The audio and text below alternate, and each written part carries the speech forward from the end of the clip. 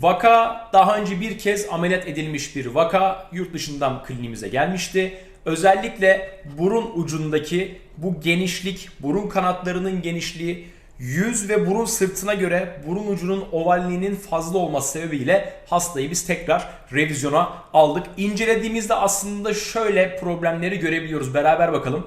Hastanın yüzüne göre oldukça geniş bir burun ucu var. Burun kanatları da bunu takip etmiş ama şuradan baktığınızda aslında burun sırtının gelişi fena değil. Burun sırtıyla burun ucu arasında ciddi bir uyumsuzluk var.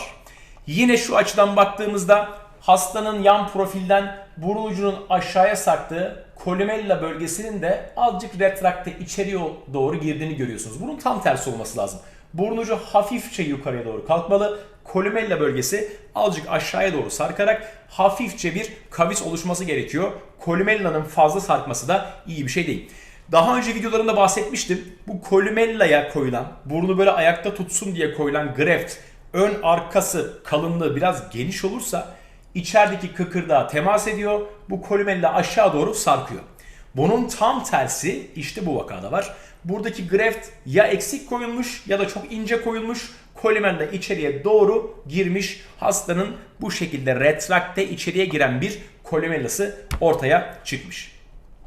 Biz bu vakada kaburga kıkırdağı kullanmadık çünkü kendi kıkırdakları yeterliydi. Daha simetrik, daha eşit, daha ovallenen bir burun ucu ortaya çıkartmış olduk. Karşıdan bakıldığında yine burun sırtıyla burun ucu arasındaki uyumu daha çok artırmış olduk. Şişlikler daha çok ön tarafta çünkü burun sırtına bu hastada çok fazla dokunmadık. Bu yüzden burun ucu şişliklere indiğinde yine burun sırtıyla ucu arasındaki uyum daha iyi sağlanmış olacaktır. Yan profilden bakıldığında ise yine görüyorsunuz burun sırtını aslında çok fazla değiştirmedik. Ufak tefek birkaç modifikasyon yaptık. Ama burun ucundaki şu retrakte columella'yı düzeltip burun ucunu da hafifçe kavislendirdiğimizde bu hastanın yüz hatları çerçevesinde daha düzgün bir burun elde etmiş olduk. Her hastanın yüz yapısı farklı. Bazılarında daha az kavis istiyoruz. Bazılarında burun ucunu daha düşük, bazılarında daha kalkık.